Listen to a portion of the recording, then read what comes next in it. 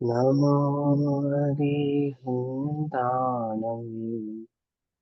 नमो सिद्धाणं नमो आयर्याणं नमो अध्यायानं नमो लोये सवसाहुणम्।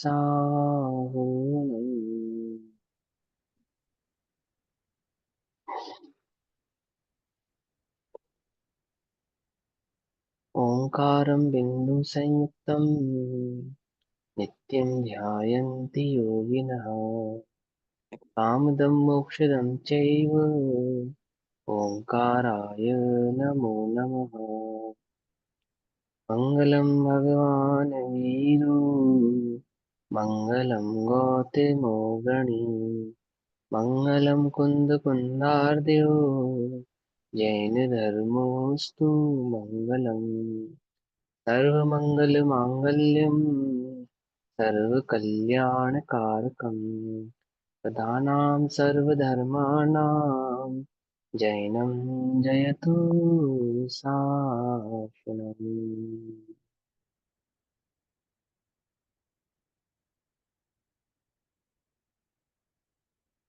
सर्वव्याप्येकचेद्रूप स्वरूपाय परमात्मने परात्मने स्वोपलब्धिप्रसिद्धाय ज्ञानानन्दात्मने नमः।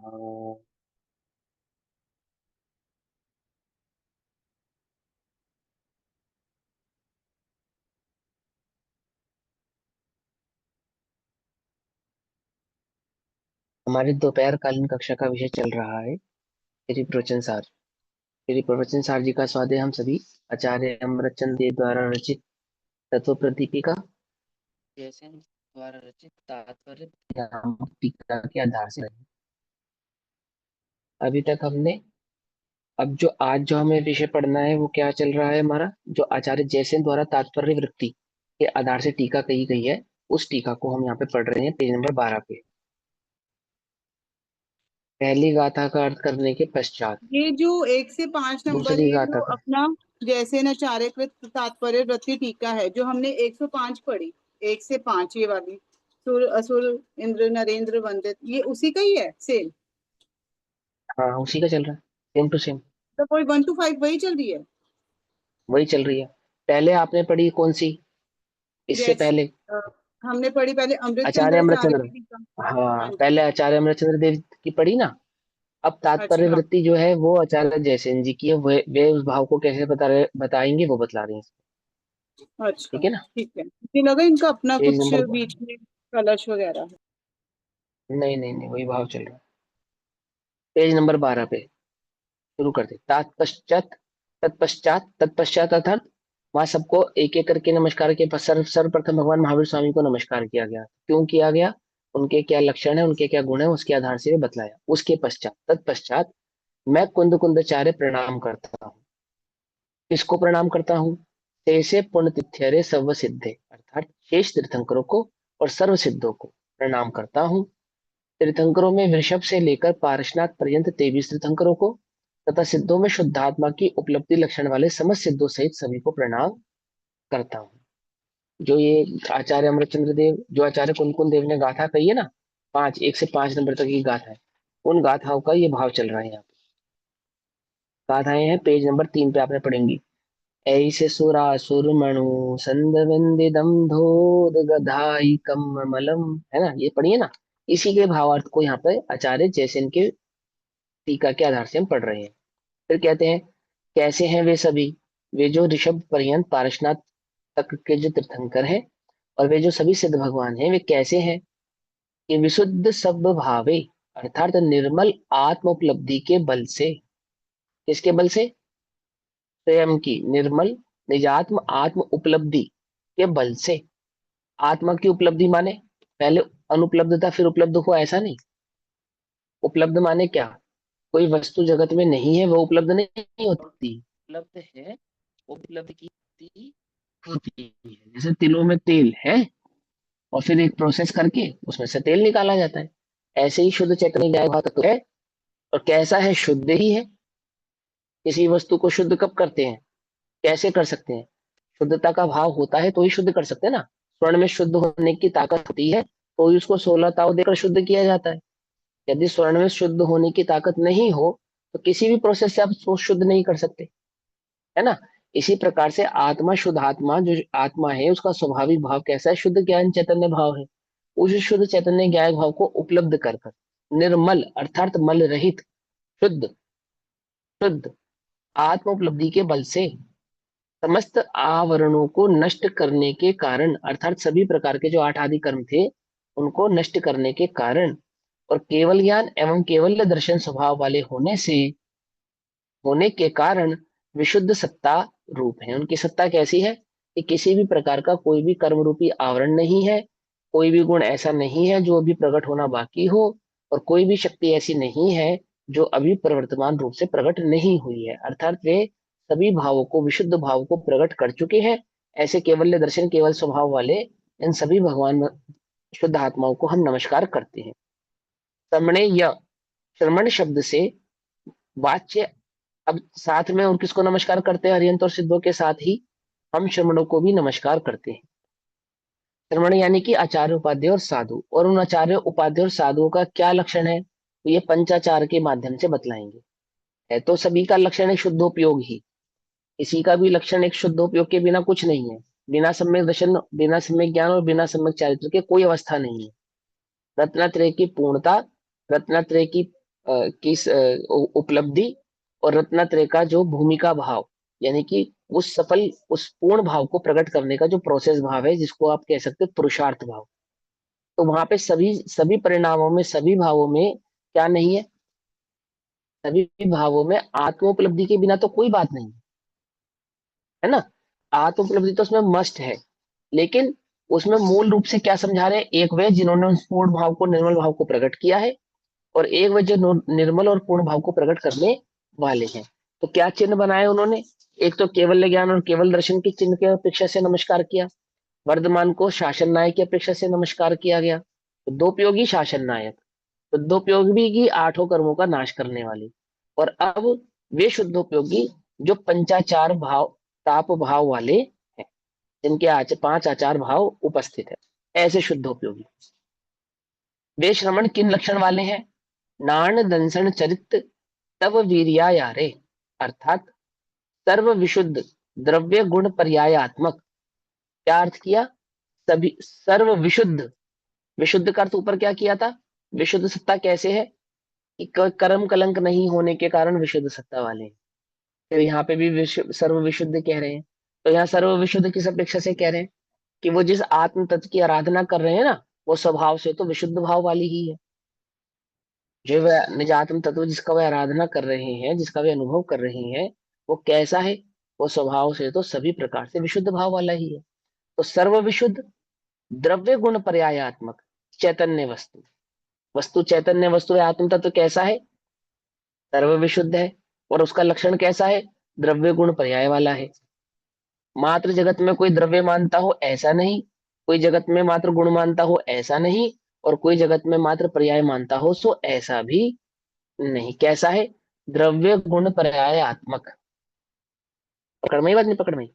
किसी ने उसको मात्र गुण माना, किसी ने उसको मात्र द्रव्य माना, और किसी ने उसको मात्र पर्याय माना, है ना। तो उसने द्रव्य गुण पर्याय को माना या नहीं माना?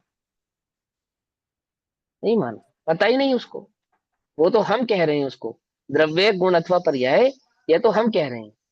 लेकिन उसको ना द्रव्य की खबर है, ना गुण की खबर है, ना पर्याय की खबर है, कल्पना मात्र है। कल्पना मात्र। और उसकी कल्पना कैसी है कि कोई पर्याय भाव को देखकर कल्पना कर रहा है, कोई गुण भाव को देखकर कल्पना कर रहा है, और कोई द्रव्य की कल्पना कर रहा है। लेकिन यहाँ क्या कहते हैं कि वह विशुद्ध भाव कैसा है, वह आत्म तत्व कैसा है कि सर्व ये विशुद्ध पेज नंबर द्रव्य गुण बताना। पर्याय।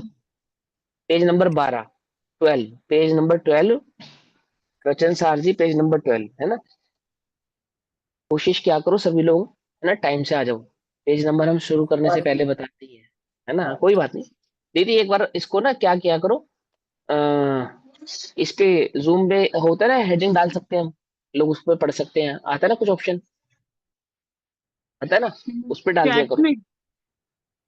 चैट में नहीं, इसमें इसमें आती ना, हेडिंग आ जाती है कि हम क्या पढ़ रहे हैं, क्या भाव चल रहा है, ऐसा हाईलाइट कर सकते हैं ना, उसमें डाल दिया करो कि अभी हम ये चल रहा है हमारा प्रोसेस पढ़ने का, ताकि जो लोग बाद में जुड़े ना वो देख सके।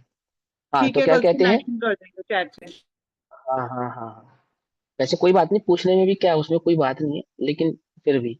हाँ, तो क्या कहते हैं 12 नंबर पेज पे, सर्व शुद्ध विशुद्ध द्रव्य गुण पर्यायात्मक चैतन्य वस्तु। वह चैतन्य वस्तु अर्थात, वस्तु कहने का तात्पर्य क्या है, चैतन्य वस्तु, वस्तु कहने का तात्पर्य यह है, असंख्यात प्रदेशी एक वस्तु, एक तत्व, यानी कि वह, उसके प्रदेश अन्य द्रव्य के प्रदेशों से भिन्न है।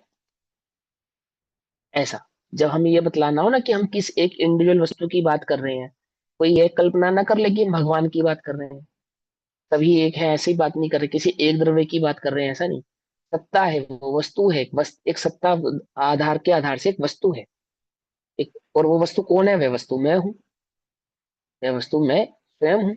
तो क्या है वह चैतन्य वस्तु, में जो यह रागादि विकल्प रहित, में जो यह रागादि विकल्प रहित है ना, निश्चल चित्त वृत्ति या स्थिरता, उसमें अंतर्गर्भित व्यवहार।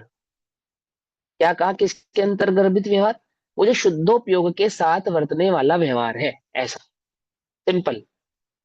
क्या कहा उन्होंने कि वो जो चैतन्य वस्तु है ना, उस चैतन्य वस्तु का जो अनुभव कर रहे हैं, कौन अनुभव कर रहे हैं निरंतर उसका, जिसमें राग का अंश भी नहीं है। तो किसकी बात कर रहे हैं, ये सातवें गुण स्थान की बात कर रहे हैं। पकड़ में नहीं बात, छठे की नहीं बात कर रहे, छठे में क्या है, छठे में रागांश है, छठे में रागांश है, सातवें में क्या नहीं है, राग है या नहीं है, बोलो। इसमें साथ में, हाँ। हाँ साथ में भी है ना, तीन के साथ चौकड़ी का जितना हुआ है भाव उसका तो शुद्धोपयोग है, और बाकी लेकिन का सराचारिक लेकिन है। लेकिन लेकिन सत्ता में राग होने के होने पर भी अनुभूति में राग नहीं है ना, अनुभव में राग नहीं है ना, अनुभव तो राग का नहीं करते ना। छठे गुण स्थान में तो अनुभव भी होता है राग का, शुभोपयोग कहते हैं उसको, उपयोग में शुभ भाव होता है। लेकिन सातवें आदि गुण स्थानों में उपयोग में क्या नहीं होता, शुभ भाव नहीं होता, एकमात्र शुद्ध भाव ही होता है। ये अंतर होता है, आई बात समझे। तो क्या कहते हैं कि वो जो चैतन्य नहीं, वस्तु हम है। सात्विक गुणसान वृत्ति अपने भावलिंगी संत को भी हम तीन कषाय चौकड़ी का भाव भी तो मानते हैं, अभी संचलन कषाय का वो दे तो है ही। हाँ, तो या है तो क्या हुआ, हम, कषाय की सत्ता और कषाय का अनुभव में अंतर है ना, हाँ, यहाँ हमें वो उपयोगी की क्लियर हो अपेक्षा से नमस्कार हो रहा है ना, उसके भाई सत्ता ही नहीं है, उसकी अपेक्षा से तो अरिहंत और सिद्धों को नमस्कार कर दिया। अब आचार्य उपाध्याय साधुओं को नमस्कार कर रहे हैं, तो ऐसा नहीं है कि छठे गुण स्थान वाले आचार्य उपाध्याय को नमस्कार नहीं कर रहे हैं, ऐसा नहीं है, ऐसा नहीं है। लेकिन फिर भी विशेषता क्या है उनकी, विशेषता यह है कि राग का अंश भी, यह जो रागादि विकल्प रहित, अब बोलो राग के विकल्प के रहित कौन सा गुण स्थान होता है, बोलो, जिसमें राग का विकल्प भी ना हो, वो तो सातवां गुण स्थान ही होता है, सातवें से ऊपर के गुण स्थान होते हैं। हम अरिहंत और सिद्धों को तो नमस्कार कर चुके, तो उनको तो अब दोबारा नमस्कार नहीं कर रहे हैं। और हम ऐसे किस जीव को नमस्कार कर रहे हैं जिसको राग का विकल्प भी नहीं है, अब कौन बचा। तो सातवें गुण स्थान पर्यंत से लेकर और 13वें गुण स्थान को प्रकट होने से पूर्व पर्यंत जितने भी मुनि राज हैं, जो आचार्य उपाध्याय और साधु परमेष्टि के भाव से स्थित हैं, उन सभी को यहाँ नमस्कार किया जा रहा है। तो कैसे नमस्कार कर रहे हैं उनको, कि वहां ये कहा जा रहा है कि श्रमण शब्द से वाच्य, श्रमण शब्द किसका परिचायक है, श्रमण शब्द किसको बतलाने वाला है, आचार्य उपाध्याय और साधुओं को।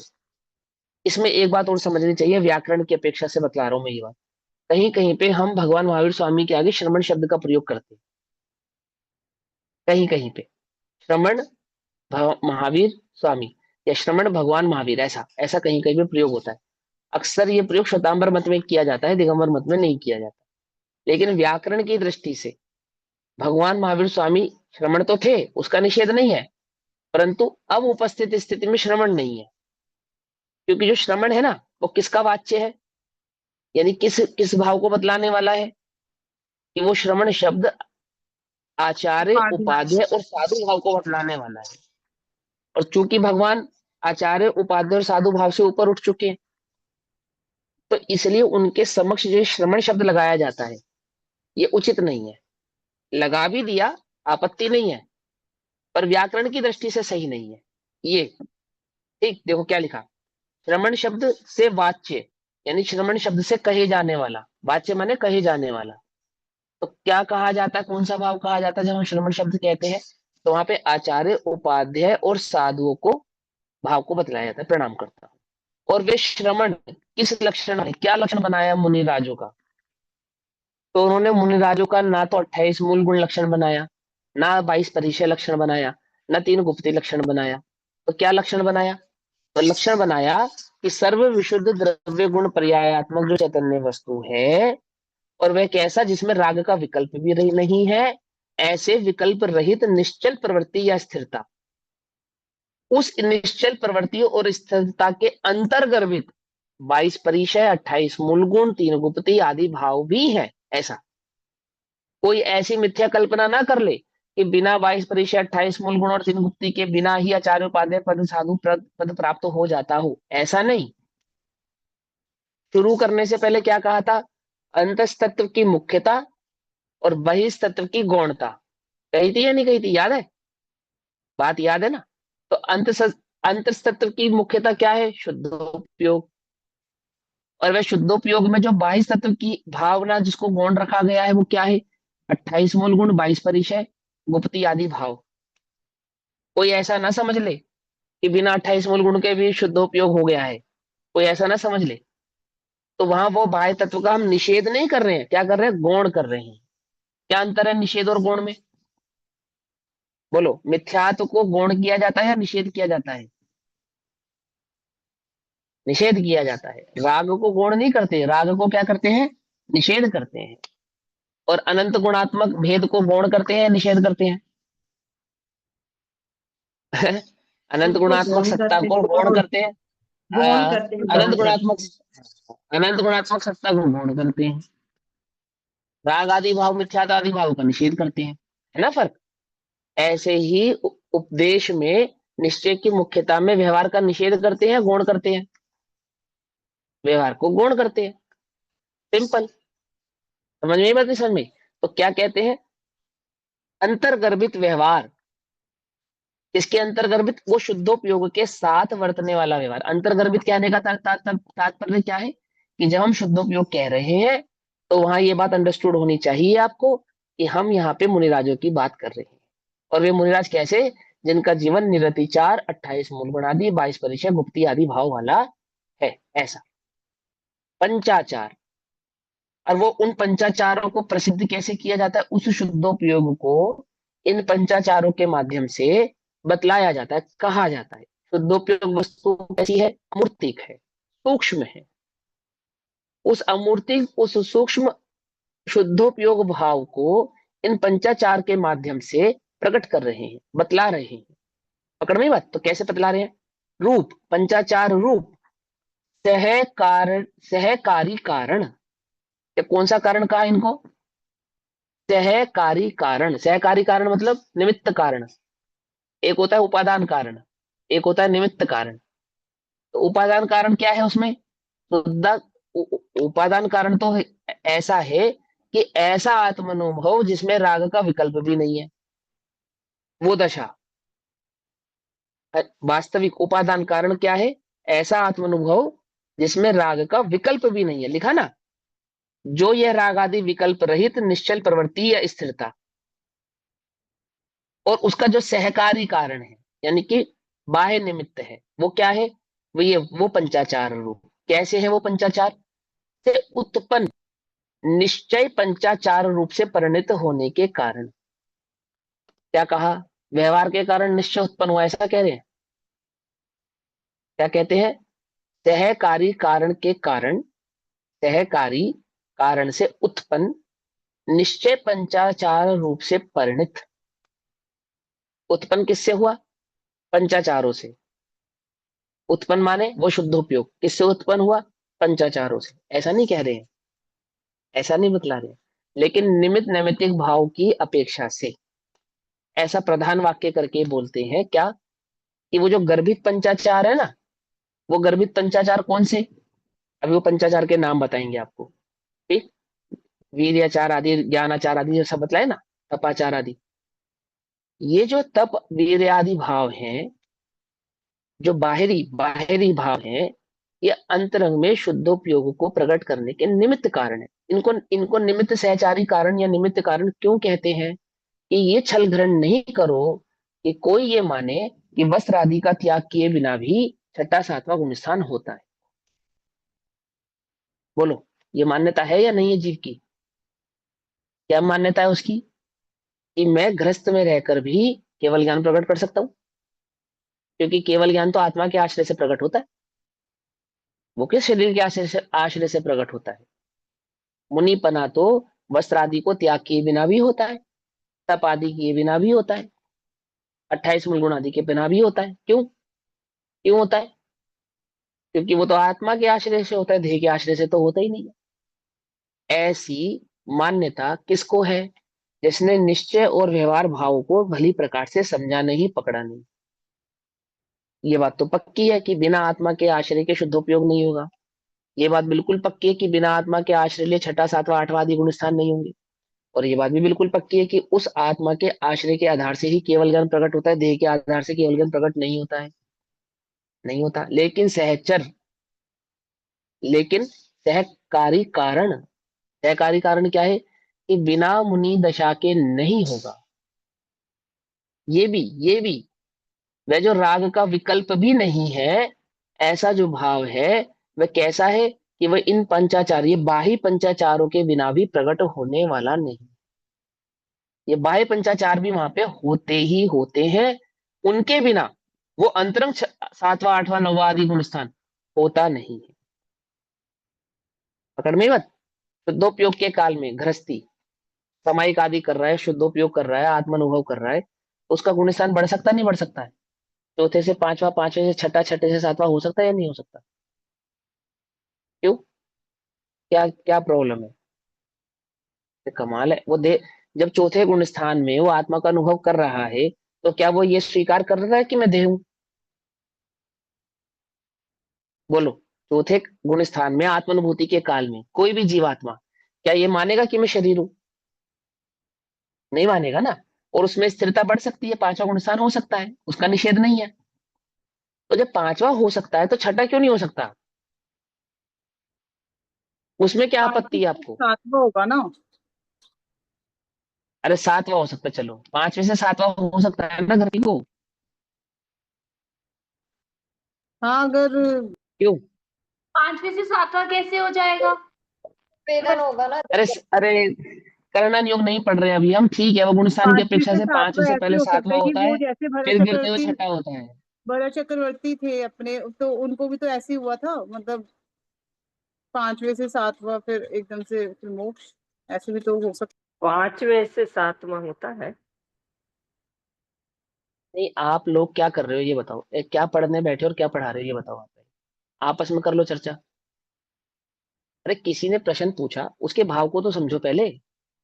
प्रश्न पूछने वाले का कर्णानुग से प्रश्न है। वो ये कहता है कि पांचवे से छठा नहीं होता, पांचवे से पहले सातवां गुण स्थान होता है, ठीक, और गिरते क्रम में छठा होता है, बिल्कुल ठीक बात है।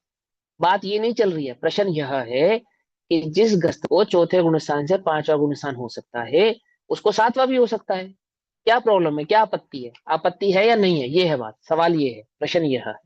एल्लकों को क्षुल्लकों को सातवां गुण स्थान हो सकता है या नहीं हो सकता है, ये है प्रश्न। क्यों नहीं हो नहीं, सकता? हो सकता है वो क्या तो। समस्या है? लो सुनो, निर्ग्रंथ एक और दशाए सुनो, बिना नहीं होता ना। एक नहीं और सुनो। मतलब शालिनी दीदी कह वस्त्र रही है हो उतर सकता जाते है। हैं, वस्त्र उतर जाते हैं तभी सातवां हो गया, मुनि जब अंतरंग मुनि में बनेगा दशा तभी प्रकट होगा। हुई। के बिना नहीं होता। नहीं, शुद्धोपयोग के अंतरंग में काल। पांचवें। प्रचुर संवेदन मतलब शुद्धोपयोग का काल जो होता है वो ज्यादा होता है, जल्दी जल्दी होते हैं, तो वो हाँ उसी हाँ समय होती रहती है जल्दी जल्दी, मतलब क्या बोलेंगे इसको, प्रचुर संवेदन बोलेंगे। और हाँ, उस ठीक है, प्रचुर स्व समय प्रश्न समझो, पहले उत्तर देने से पहले प्रश्न समझो। आप लोगों को मालूम तो है, लेकिन लिंक क्यों नहीं करते हो, मुझे ये समझ में नहीं आता है। वो नहीं हो पता तो सकता है। भैया। तीन कषाय चौकड़ी हाँ, के अभाव में वस्त्रों का त्याग होगा ही होगा, उसके बिना वो आगे बढ़ेगा ही नहीं। और ये सहचारी कारण है, तो सहचारी तो साथ में आएगा ही आएगा ना, उसके बिना कैसे अरे चले जाए। प्रश्न यह है कषाय का जो अभाव होना है वो तो अंतरंग परिणामों से होना है, अनुभूति के आधार से होना है। जो पहली कषाय चौकड़ी का अभाव हुआ था वो आत्मानुभूति के बल पे हुआ था। फिर जब दो कषाय चौकड़ी का अभाव किया वो भी आत्मानुभूति के बल पे किया। तो तीन कषाय चौकड़ी का अभाव भी तो आत्मानुभूति के बल पे होना है ना। उसका वस्त्रों से क्या लेना देना, क्या लेना, समझ में आई बात। मैंने घर में बैठे बैठे चौथा गुण स्थान प्रकट कर लिया, घर में बैठे बैठे पांचवा भी कर लिया, तो घर में बैठे बैठे छठा भी कर लूंगा या नहीं कर लूंगा, बोलो। नहीं, नहीं, वो तो गिरने की क्यों नहीं अवस्था कर है। लूंगा। वो 7 में से गिरने की अवस्था है, छठवां। 5 के बाद 6 होता ही नहीं। घर पे रह के इतनी विशुद्धि बढ़ ही नहीं सकती। एक काम करते हैं, प्रवचन सार जी छोड़ते हैं, पहले करना जो पढ़ते हैं, है ना। भैया, जब जब हाँ आप आत्मानुभूति की ज्यादा प्रचुर संवेदन मतलब ज्यादा अनुभूति होती तो सहज ही बाहर की ये चीजें छूटती चली जाती। तो हम इनको हाँ, कारण तो नहीं ये समझो, इनको कारण नियम समझो कहेंगे। पहले। हाँ, पहले नियम समझो, प्रश्न समझो पहले, प्रश्न, है ना। आगे आगे भाग रहे हो ना, इसलिए हो रहा है ऐसा, प्रश्न नहीं समझ रहे। यहाँ पे ये कहा है, पहले लाइन पढ़ते हैं, देखो उसमें क्या कहा। पंचाचार रूप सहकारी कारण से उत्पन्न निश्चय पंचाचार रूप से परिणत परिणत होने के कारण। ये लाइन लिखी ना, ये लाइन लिखी ना। हाँ, अब इसका क्या भाव है, इसका क्या अर्थ है, ये समझ लो। मैं गृहस्थ हूँ, ठीक है ना, ये मैंने वस्त्र धारण किए हैं, है ना, गृहस्थ अवस्था में हूँ। या मैं आत्मानुभव प्रकट कर सकता हूँ या नहीं कर सकता हूँ, कर सकता हूँ। तो मैंने समायिक आदि के काल में आत्मानुभूति के बल पे एक कषाय चौकड़ी का भाव कर लिया, हो गया, ठीक। उसी आत्मानुभूति के बल पे मुझे दो कषाय चौकड़ी का भाव भी हो सकता है, और इसी इसी आत्मानुभूति के बल पे मुझे तीन कषाय चौकड़ी का भाव भी होगा। जब तीन कषाय चौकड़ी का भाव होगा तो इसी आत्मानुभूति के बल पे तो होगा, या कोई और बल चाहिए उसके लिए, बल तो यही चाहिए, दूसरा तो कोई बल नहीं चाहिए। तो प्रश्न यह है कि जब मैंने चौथे से पांचवा प्रकट किया, तो पांचवे से सातवां भी प्रकट कर सकता हूँ, पांचवे से सातवां भी प्रकट कर सकता हूँ। जंगल जाने की, मुनि बनने की, वस्त्र आदि त्याग करने की क्या आवश्यकता है, ये है प्रश्न। तो क्या है ये उत्तर, क्या आया कि भैया वो जो आत्मानुभव है ना, जो आत्मानुभूति आप प्रकट कर रहे हो, जो आप स्वसंवेदन कर रहे हो, पहले तो स्वसंवेदन की प्रचुरता चाहिए, पहला, है ना। आप ये कह रहे हो ना। तो प्रश्न यह है कि जो स्वसंवेदन की प्रचुरता है वो देह के कपड़े उतारने से उसका क्या संबंध है। प्रचुरता तो आत्मा के आश्रय से प्रकट होगी, अनुभव तो आत्मा के आश्रय से प्रकट होना है। जब मैं चौथे काल में आत्मानुभव प्रकट किया, तो क्या उस समय मैंने अपने को देह माना था, या मुझे देह का विकल्प था, नहीं था। पांचवें गुण स्थान में जो आत्मानुभव हो रहा है, उस आत्मानुभूति के काल में क्या मुझे देह का विकल्प है, नहीं है। तो सातवें गुण स्थान में जाते समय ऐसा क्या है कि वहां देह बीच में आ जाती है, वस्त्र बीच में आ जाते हैं, ऐसा क्या है वहां। मेरे ख्याल से तो ऐसा हो सकता है कि विकल्प तो है ही ख्याल नहीं। से, नहीं तो फिर वस्त्र पहने पहने हो जाएगा, इसका मतलब ये है सातवां गुण नहीं स्थान। हो सकता, वस्त्र पहने पहने भी नहीं होगा और तो हाँ, गृहस्थ अवस्था में भी नहीं हाँ, होगा। मतलब तो सातवें क्यों उतनी नहीं गुण होगा। वो टाइम ही नहीं है कि वस्त्र पहनना है कि छोड़ना है, वो कुछ है ही नहीं वहां, तो मतलब उसका विकल्प ही भाई नहीं है। अलग, अरे अलग क्षुल्लक अवस्था में बैठे हैं, ध्यान कर रहे हैं, शुद्ध उपयोग कर रहे हैं, सातवां हो गया। सातवां हो गया। हाँ, निश्चित मतलब सुन लो, से ये देखो, भैया। अलग क्षुल्लक अवस्था में सातवां हो गया। नहीं हो सकता, नहीं हो नहीं, सकता सातवां, ऐसे कैसे हो जाएगा? हो जाएगा, नहीं, मैं अलग बताती हूँ। क्षुल्लकों को सातवां गुण मैं स्थान होता है। हाँ, मैं बताती हूँ, मुझे शायद कुछ हाँ पॉइंट बताओ, याद आया है। हाँ ऐसा कुछ बताओ। होगा कि जब पांचवें गुण स्थान के बाद जब शुद्धोपयोग हुआ, सातवां गुण स्थान हो गया, सातवें गुण स्थान होते ही नाम तो पांचवा ही रहेगा, मतलब शुद्धोपयोग हो गया, नाम पांचवा पाएगा, पांचवा गुण स्थान होएगा, और फिर वो बाहर की क्रिया उतरेगी, मतलब कपड़े वपड़े उतरे, फिर छठा सातवां ऐसे चलेगा। मतलब गृहस्थ श्रावक अवस्था में, वो कौन सी अवस्था में कहते हैं वो, पंचम गुण स्थानवर्ती जीव को शुद्धोपयोग हुआ। अब शुद्धोपयोग होने के बाद जब वो प्रचुर संवेदन हुआ ना, उसे नाम तो उसका पांचवा गुण स्थान ही रहेगा। बाह्यासक्ति छूटे बिना भी अंतरंग विशुद्धि नहीं बढ़ेगी। नहीं है, आप गलत जब हो तुम गया। ये आप समझ बोल बताओ दिया।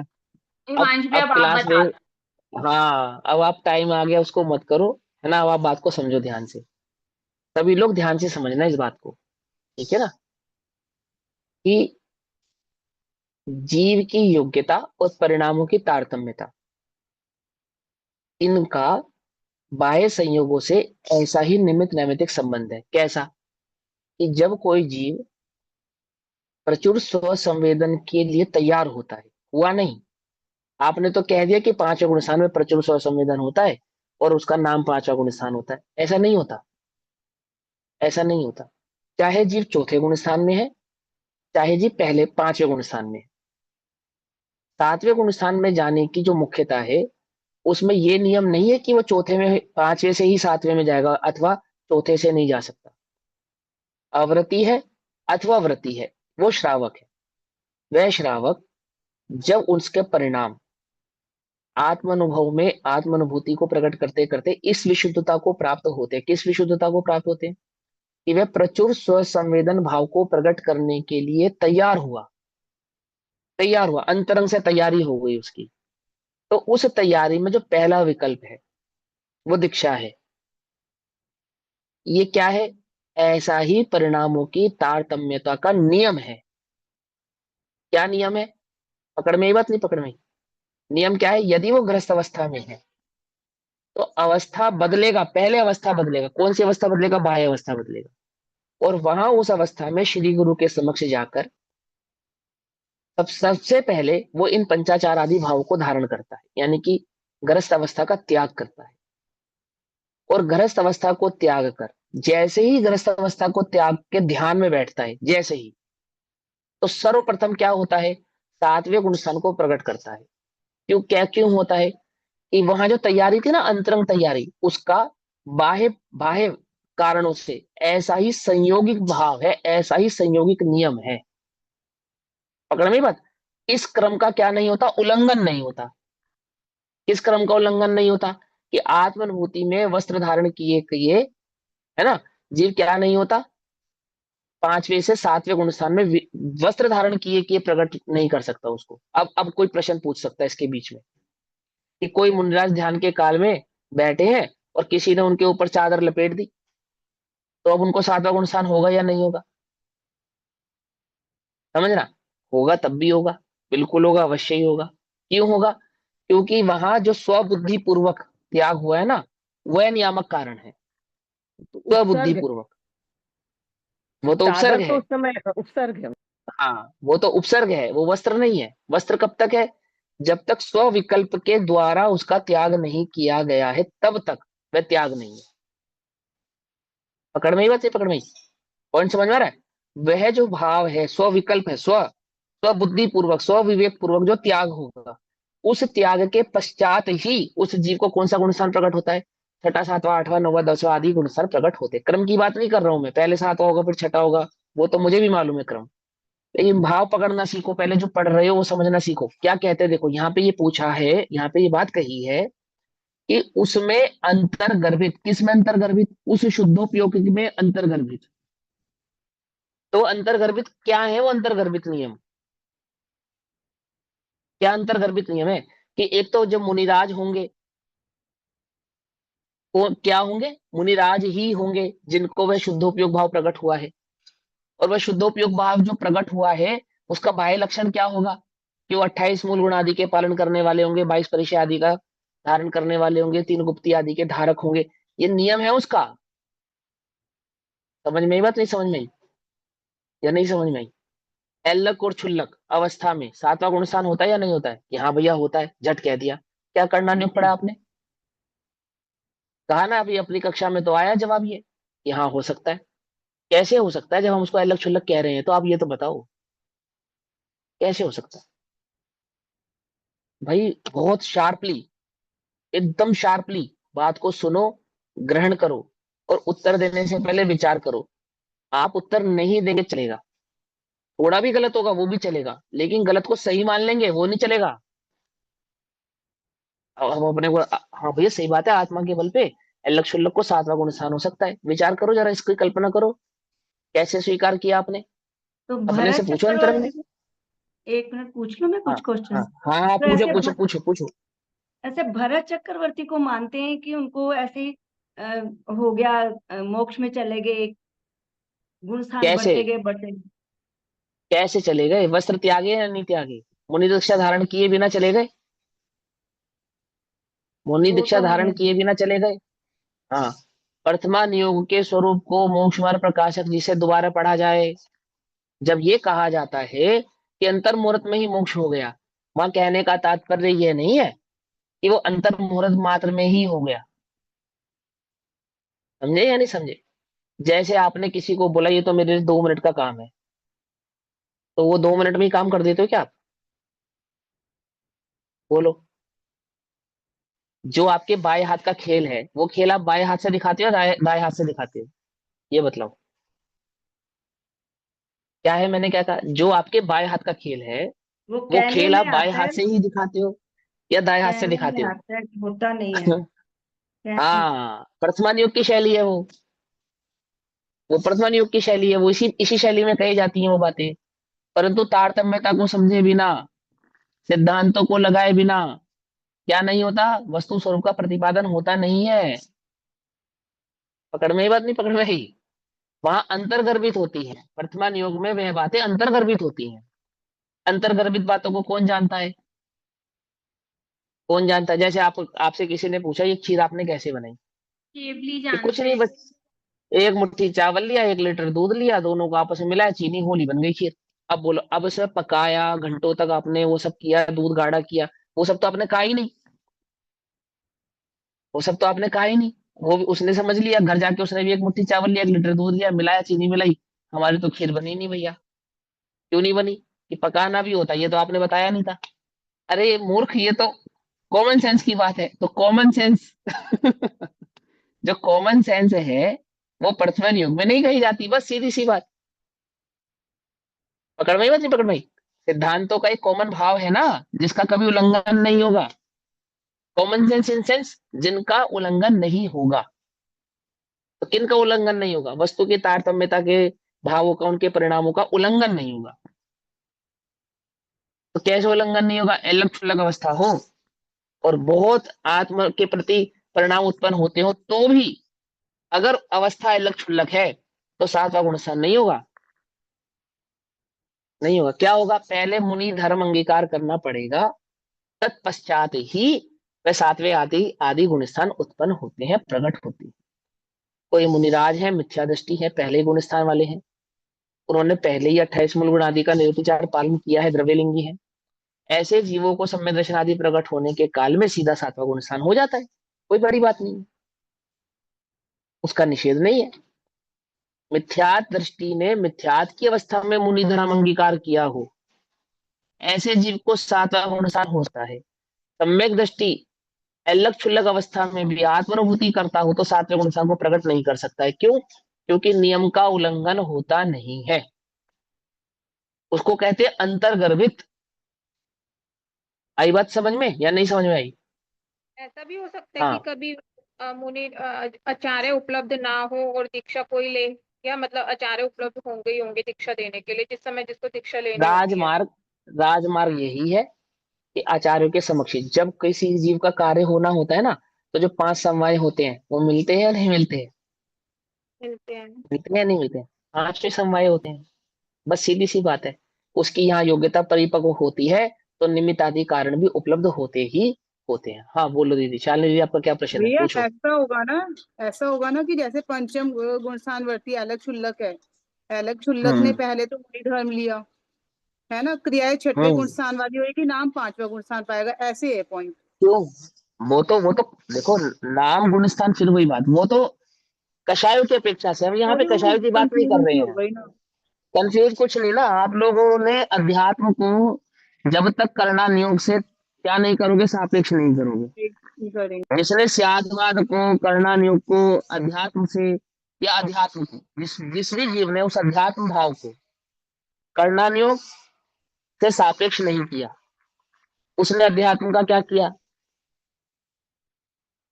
लोप कर दिया। अध्यात्म का जो आत्मा है ना, आत्मा, वो तो निकाल दिया, और वो खाली खोखा रह गया, कोरा अध्यात्म। इसको निश्चयवादी कहते हैं, आभास कहते हैं, अध्यात्म आभास, अध्यात्म नहीं है वो। समझे या नहीं समझे? तो खाली कर्णानुयोग जी निकाला जाता है भैया। क्या, कि कर्णानुयोग और चरणानुयोग दोनों सापेक्ष रहते हैं उसके अंदर, दोनों के दोनों सापेक्ष रहेंगे, उनका अभाव कर दोगे तो काम नहीं बनेगा। मान के चलो, फॉर एग्जाम्पल, कोई स्त्री आर्य का आदि व्रत को धारण करे, उसको तो सातवां छठा सातवां आदि गुण स्थान हो सकता है ना? क्यों? शरीर थोड़ी है, वो तो अपने को आत्मा अनुभव कर रही है, वो अपने को देह थोड़ी अनुभूति कर रही है, आत्मा ही का तो अनुभव कर रही है।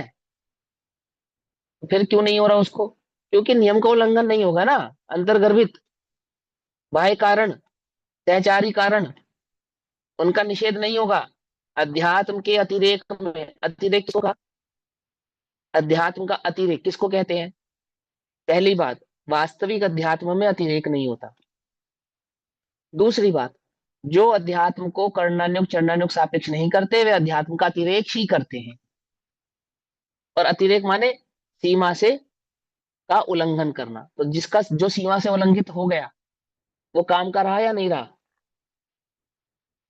बोलो, इसने सीमा पार कर दी, अब वो काम की है वस्तु या नहीं है? विचार करो, काम की नहीं है। नदी ने समुद्र को टच भर किया ना, तो खारी हो जाएगी। क्या किया? समझे बात?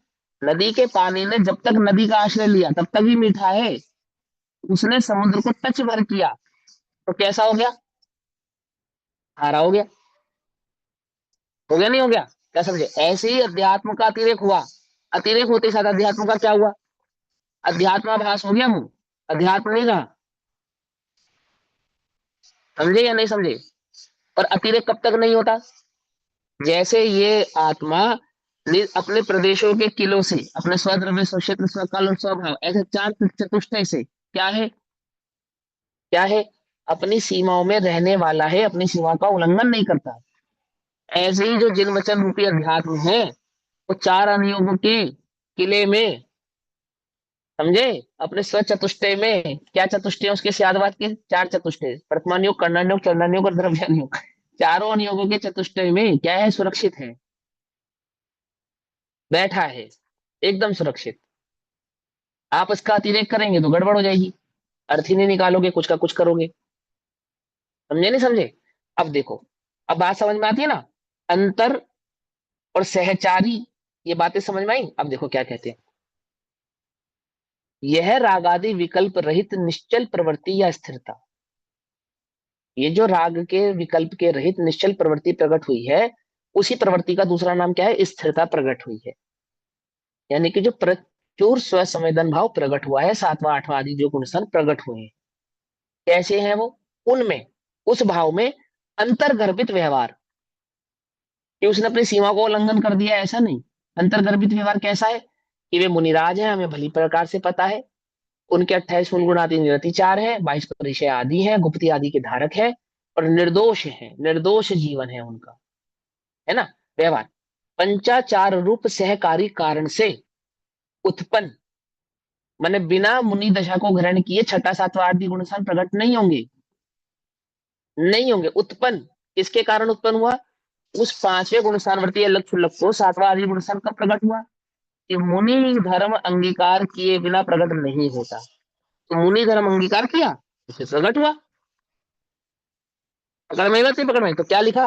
सहकारी कारण से उत्पन्न निश्चय पंचाचार रूप से परिणित होने के कारण सम्यक ज्ञानाचार, सम्यक दर्शनाचार, सम्यक चारित्राचार, तो ये तो हुए अंतरंग तीन आचार, आचरण यानी कि प्रवृत्ति, और इन्हीं के निमित्त भूत रूप वो बहिरंग परिणति। अभी दो और हैं, कौन कौन से? सम्यक तपाचार और सम्यक वीर्याचार। तो ये तपाचार है, तप, ये तप ऊपर क्यों नहीं काउंट किया आपने? अरिहंत और सिद्धों में क्यों नहीं काउंट किया? अरिहंतों को तप है या नहीं है, सिद्धों को तप है या नहीं है? उनका तप तो पूर्ण हो चुका, तभी अरहत अवस्था प्रकट हुई है। तो इनके साथ तप क्यों काउंट कर रहे हैं? साधक अवस्था चल रही है अभी। तो तप इसलिए काउंट कर रहे हैं क्योंकि सहकारी कारण से उत्पन्न निश्चय, जो निश्चय पंचाचार हैं वो सहकारी कारणों से उत्पन्न होते हैं। और वह सहकारी कारण कौन से हैं? ये जो तपाचार और ये जो विद्याचार है ना, ये सहकारी कारण है। अंतरंग जो रत्नत्रय, अंतरंग रत्नत्रय और बहिरंग जो रत्नत्रय हैं, यानी कि बहिरंग जो चारित्र आदि अवस्थाएं हैं, जो बहिरंग दर्शन ज्ञान चारित्र आदि भाव रूप जो अवस्था है, वो किसके बल पे प्रकट होती है? ये तप और वीर्य जो भाव कहे हैं, तप और तप को की शक्ति, सहनन भाव तप का, वो परिणत होने के कारण सम्यक ज्ञानाचार, सम्यक दर्शनाचार, सम्यक चारित्राचार, सम्यक तपाचार तथा सम्यक वीर्याचार, इन पंचाचारों को प्राप्त श्रवणों को मैं प्रणाम करता हूं। जो रत्नात्रय के धारी तो है ही, साथ ही साथ उत्तम तपस्वी है। समझ में बात? उनको क्या करता हूं मैं? प्रणाम करता हूं। इस प्रकार शेष 23 तीर्थंकरों को नमस्कार की मुख्यता से गाथा पूर्ण हुई, यानी कि शेष जो भाव थे भगवान वर्धमान, भगवान महावीर स्वामी के पश्चात अन्य जो तीर्थंकर सिद्ध और आचार्य उपाध्याय साधु थे, उन सभी को नमस्कार किया गया। अब आगे, अब तेते सव्वे, उन सबको एक साथ और उन्हीं सभी को अलग अलग। तेते सव्वे, उन उन पूर्वोक्त सभी परमेष्टियों को वंदामी, यह मैं कर्ता रूप से वंदना करता हूं। कर्ता रूप से वंदना करता हूं अर्थात ये जो मन वचन काया के आधार से मैं वंदना करता हूं। कर्ता कहने का तात्पर्य क्या है यहाँ पे? कि ये जो मैं शरीर के माध्यम से, मन वचन और काया के माध्यम से नमस्कार कर रहा हूं, इसको कहा कर्ता रूप से नमस्कार करना। देह के कर्ता मुनिराज है या नहीं? नहीं। और बाकी सारा जगत देह का करता है या नहीं? है ना? एक अपेक्षा देह का से है। कर्ता, हाँ, एक अपेक्षा से है, एक अपेक्षा से नहीं। तो कौन सी अपेक्षा से है, कौन सी अपेक्षा से नहीं है? कि वस्तु के स्वभाव की अपेक्षा से तो एक द्रव्य दूसरे द्रव्य का कर्ता नहीं है, लेकिन जहां उपयोग प्रवृत्ति करे उसकी अपेक्षा से उपयोग उस भाव का कर्ता होता है। तो चूंकि उपयोग अभी मन वचन काय में प्रवृत्त हो रहा है, तो यह आत्मा देह का कर्ता है ऐसा कहा जाएगा। क्योंकि उपयोग किसका लक्षण है? उपयोग किसका लक्षण है? वो आत्मा का लक्षण है। उपयोग जहां प्रवृत्ति करेगा वहां के प्रवृत्त भावों का कर्ता कौन कहलाएगा?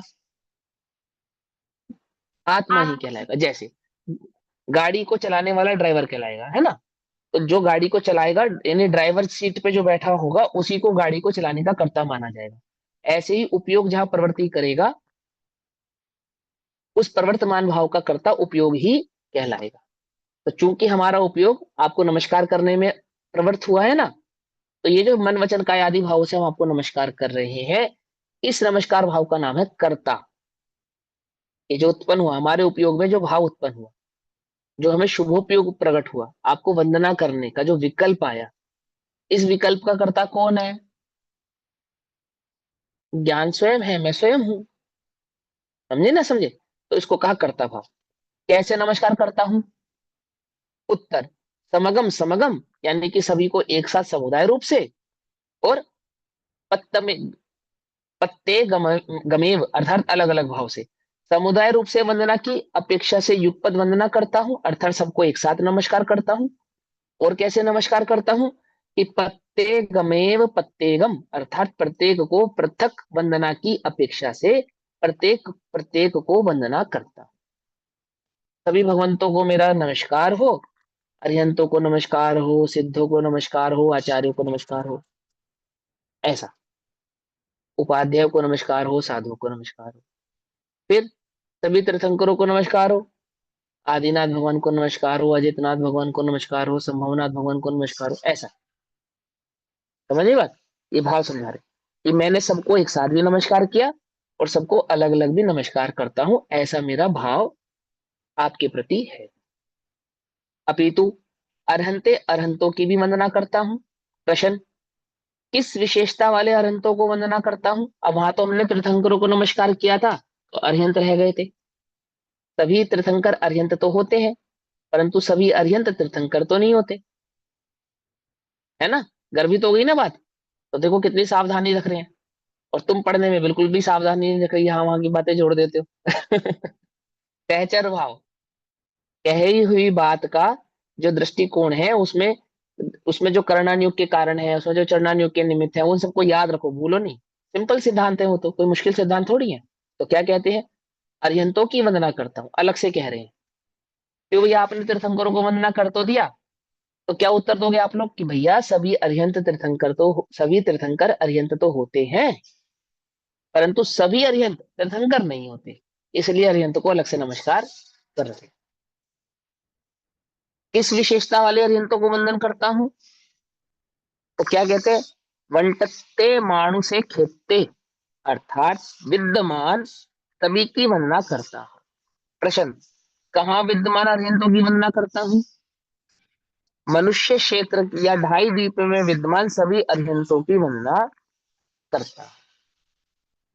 पकड़ में मत, मैंने इस ढाई द्वीप में, इस मनुष्य क्षेत्र में जहां जहां भी अरिहंत भगवान विराजमान है, जहां जहां भी, कहाँ विराजमान है, ये ढाई द्वीप में विराजमान है, ढाई ढाई द्वीप में भी कहाँ विराजमान है, भोगभूमि में, भोगभूमि में नहीं, कहाँ होंगे, कहाँ होंगे, महाविद्य में, महाविद्य क्षेत्र में। अभी तो कर्म महाविद्य भूमि में। में, पहले बोलेंगे कर्म भूमि में, पहले ऐसे बोलेंगे, फिर वो उस कर्म भूमि को इन्होंने कहा मनुष्य क्षेत्र। जो कर्म भूमि होती है ना, वो मनुष्य क्षेत्र कहलाता है। पकड़ में मत, नहीं पकड़ में, नहीं पकड़ में। जब इन्होंने कर्म भूमि, जब इन्होंने कहा मनुष्य क्षेत्र, तो ये बिल्कुल पूरी पक्की कंफर्म बात हो गई कर्णानुयोग से कि कर्म भूमि की बात हो रही है, पहली बात, पहली बात। और क्योंकि वो विद्यमान अरिहंतों की बात कर रहे हैं, तो चौथे काल में जिन जिन कर्म भूमियों में चौथा काल विद्यमान है वहां की बात कर रहे हैं। अभी देखो, जैसे जैसे ये लिखने वाले, इस गाथा को लिखने वाले, इस टीका को लिखने वाले जो आचार्य हैं, वो कहाँ बैठे हैं, पंचम काल में है, भरत क्षेत्र में है। तो उनको ये नहीं पता कि भरत क्षेत्र के पंचम काल में अरिहंत नहीं होते, उनको ये बात नहीं मालूम, मालूम है ना। फिर भी उन्होंने क्या कहा, मनुष्य लोक के ढाई द्वीप के सभी अरिहंतों को, ऐसा कहा ना। तो कोई ये समझे कि मैं जिस मनुष्य लोक में बैठा हूं वहां के सभी अरिहंतों को नमस्कार कर रहा हूं, अरे उन्हें मालूम है कि यहाँ अरिहंत नहीं होते।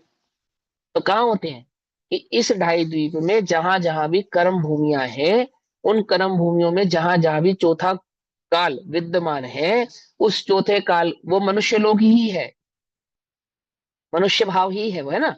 उन उस चौथे काल में विद्यमान सभी अरिहंत भगवंतों को मैं नमस्कार करता हूँ। वर्तमान में, वर्तमान में इस ढाई द्वीप में चौथा काल वर्त रहा है या नहीं वर्त रहा है, वर्तमान में, वर्तमान में इस ढाई द्वीप में चौथा काल भी है, और ऐसी कर्म भूमियां भी हैं, यानी ऐसा मनुष्य क्षेत्र भी है जहां पे अरिहंत आदि भगवान विद्यमान है। उन सभी अरिहंत आदि भगवानों को मैं नमस्कार करता हूँ, एक बात। दूसरी बात, इस अरिहंतों में मैंने उन तीर्थंकरों को भी नमस्कार कर दिया, किन तीर्थंकरों को, जिनको मैंने इन 24 तीर्थंकरों के नाम से नमस्कार नहीं किया था, बस सिंपल।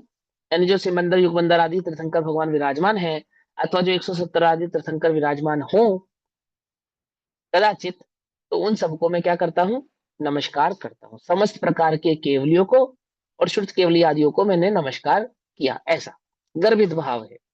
भैया इस वह इस प्रकार है। हाँ बोलो। भोगभूमि है, में मनुष्य नहीं होते, भोगभूमि में तीर्थंकर नहीं मनुष्य होते, नहीं, तीर्थंकर तीर्थंकर नहीं नहीं होते, होते। जैसे जैसे आपने भी स्पेसिफाई किया ना मनुष्य लोक में, तो भोगभूमि हाँ में तो भी तो मनुष्य, हाँ तो फिर साथ में बोला ना कि कौन से मनुष्य लोग की बात कर रहे हैं, कर्म भूमि की बात कर रहे हैं। स्पष्ट किया नहीं किया इस बात को, क्या वो बात उनको नहीं मालूम, है ना। अब ये एक एक पॉइंट थोड़ी आपको बतलाएंगे। जो जीव इस प्रवचन सार जी ग्रंथ को पढ़ने बैठा है, वो इतना तो पढ़कर आया ही होगा, वो तो अंडरस्टूड बात है, तभी उसकी इतनी हिम्मत हुई कि वो प्रवचन सार जी ऐसे मान ग्रंथ को पढ़ने बैठे, उसको समझने के भाव को समझे। समझे नहीं समझे, ये तो अंडरस्टूड बात है ना, वो एक एक पॉइंट थोड़ी खोलेंगे उधर। ये तो हमें समझ में आना चाहिए, हमें पहले से पता होना चाहिए। अब जैसे समय सार जी पढ़ा, तो समय सार जी में क्या कहा कि वो 14 गुणस्थानातीत है। तो वहां 14 गुणस्थान पढ़ाए या नहीं पढ़ाए, बोलो पढ़ाए या नहीं पढ़ाए। क्यों नहीं पढ़ाए, क्योंकि पढ़कर आए, उनको पता है। पकड़ में ही नहीं, पकड़ में। अब पहला थोड़े कि हम जिस 14 गुण स्थानों से अतीत तुझे बतला रहे हैं, पहले तुझे 14 गुण स्थान पढ़ाएंगे और फिर तुझे उसको उससे परे की बात बतलाएंगे। सीधा कह दिया बस गुण स्थान प्रतीत, गुण स्थानों से परे है वो। तो गुण स्थान तो आपने बताया नहीं गुरुदेव कि भैया फिर तो तुम्हारे लिए समय सारजी नहीं है। उल्टा नहीं पकड़ना, समझे नहीं समझे? तुम पहले 14 गुण स्थानों का स्वरूप पढ़ो और वो जो कर्णानुयोग मलेच्छ है, उस कर्णानुयोग की मलेच्छ की मुख्यता से यहाँ पे वो समय सारजी की बात कही जा रही है। तभी तो सारे के सारे जिन जिन भावों से उसको भिन्न दिखलाया, तो बंद के 5 भाव होते हैं, उन बंद के 5 कारणों से क्या बतलाया उसको, अलग बताया। तो बंद के 5 कारण जानता होगा, समझता होगा, तभी तो समझेगा ना कि बंद किसको कहना, मिथ्यात्व किसको कहना, अविरत किसको कहना। तो वहां आपको ये समझाया अविरत किसको कहते हैं, समझाया आपको? नहीं समझाया। कषाय किसको कहते हैं, समझाया वहां पे? कुछ नहीं समझाया। ये सारे भाव आप पहले पढ़ कर आए हैं, समझ कर आए हैं। गर्भित बात ऐसा वह इस प्रकार है। ऐसा लग रहा है जैसे मैं नर्सरी के बच्चों को पढ़ा रहा हूँ, सही बता रहा हूँ। कि मैं बाल बोध पाठमाला भाग अब 1-2 के धीरे बच्चों धीरे को पढ़ा करके रहा हूँ। भूमिका बनेगी, अभी नया ग्रंथ स्टार्ट हुआ है। अरे दीदी नया ग्रंथ हो, लेकिन वो पॉइंट्स बतलाने पड़ रहे हैं जो बाल बोध भाग 1-2-3 में पढ़कर आपने समझ रखे हैं पहले से ही। वो यार पॉइंट्स भी बतलाने पड़ शोभम रहे, उसके ज्ञान का सवाल कर यही रहे हो आप। खेल है, शोभम हैं? ज्ञान का ऐसा खेल है, क्या करें। अरे ऐसा नहीं, ऐसे नहीं, इसको हमेशा अपना प्रमाद जानना चाहिए। ऐसा नहीं, ऐसे छोड़ना नहीं चाहिए। वो तो हम कहेंगे आपसे कि कोई बात नहीं, आपके शोषम ज्ञान है, कोई बात नहीं। लेकिन अपने को नहीं ऐसा मानना, अपने को तो अपना प्रमाद मानना। ये हमारे ये ज्ञान का स्वाध्याय का प्रमाद है, ऐसा समझे? ऐसा नहीं। हाँ हमने तो कहा तुम को कोई बात नहीं, सूक्ष्म ज्ञान है, ऊपर नीचे होता है, और तुम हाँ ये भैया ने ठीक कहा, ऐसा नहीं। मजाक कर रही परिपाटी हूँ को मैं। समझो। हाँ परिपाटी को। वह इस प्रकार है। अभी यहाँ भरत क्षेत्र में तीर्थंकर का अभाव होने से, देखो लिखा है आसमान आगे लोग, उनको पता है आप ऐसे सवाल पूछोगे। वह इस प्रकार अभी यहाँ भरत क्षेत्र में तीर्थंकर का अभाव होने से 5 महाविद्य क्षेत्रों में विद्यमान सिमंदर स्वामी तीर्थंकर परमदेव जैसे तीर्थंकरों के साथ उन्हीं पंच परमेष्टियों को नमस्कार करता। ठीक है ना? यहाँ जहां मैं विद्यमान हूँ वहां आचार्य उपाध्याय साधु है, उनको तो नमस्कार किया।